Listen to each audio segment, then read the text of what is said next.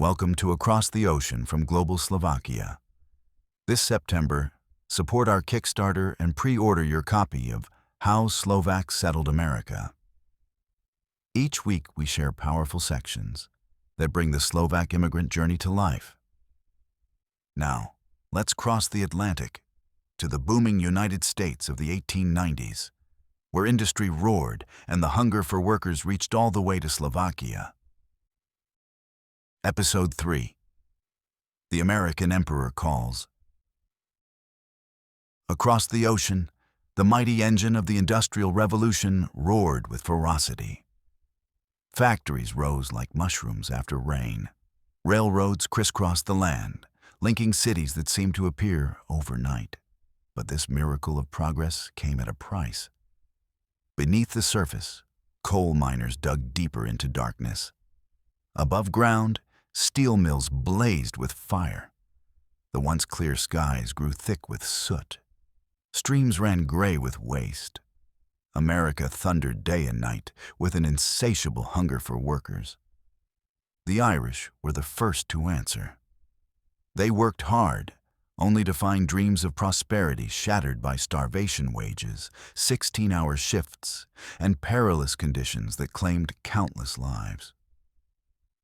When they demanded dignity, decent pay, shorter hours, safer workplaces, the captains of industry turned away.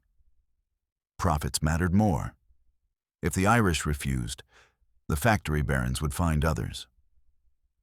Their gaze turned eastward, to the Slavs of Europe.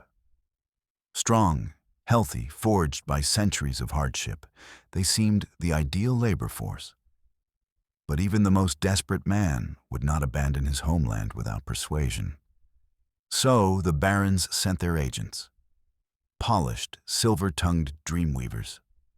These men, with gold watch chains glinting in the sun, paraded through villages with the confidence of kings.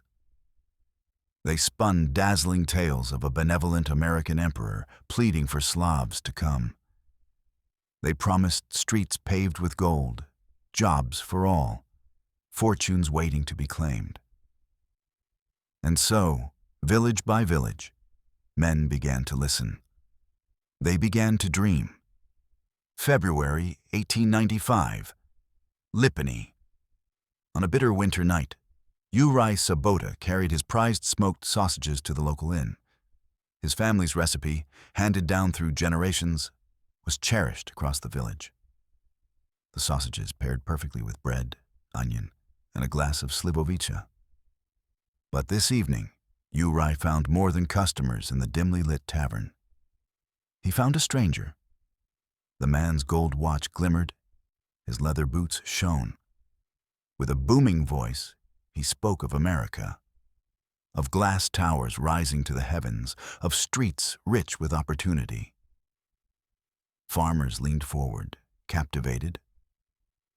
That night, they drank less of plum brandy and more of the intoxicating dream called America.